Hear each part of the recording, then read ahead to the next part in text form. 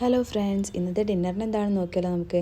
ഇന്ന് ഡിന്നറിന് എന്താ ഉണ്ടാക്കേണ്ടതെന്നുള്ള യാതൊരു ഐഡിയ ഉണ്ടായിരുന്നില്ല എനിക്ക്. കറി ആദ്യം ഞാൻ തീരുമാനിച്ചിട്ടുണ്ടായിരുന്നു.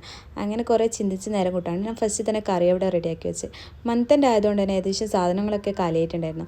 അതുകൊണ്ട് തന്നെ ഞാൻ ഹസ്ബൻഡ് വരുമ്പോൾ ഒരു പുട്ടുപൊടി വാങ്ങിക്കാൻ പറഞ്ഞു.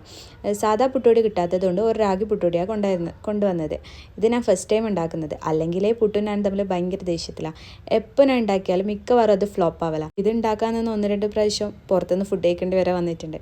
അങ്ങനെ ഇതിനുള്ള തേങ്ങയൊക്കെ ചേർന്ന് ഞാൻ വീണ്ടും മാവ് നോക്കുമ്പോൾ അത് വീണ്ടും ഒരു മഴക്കില്ലാത്തതുപോലെ വീണ്ടും വെള്ളമൊക്കെ ഒഴിച്ച് അതിനൊന്ന് മഴപ്പെടുത്തിയതിന് ശേഷം ഞാൻ പുട്ടുകുറ്റിയിലേക്ക് നിറച്ച് ആവിയിലിട്ട് ഒന്ന് വേവിച്ചെടുത്തു. അൽഹംദുലില്ലാ, ഇപ്രാവശ്യം ഫസ്റ്റ് അറ്റംപ്റ്റ് തന്നെ ഓക്കെ ആയിട്ടുണ്ടായിരുന്നു.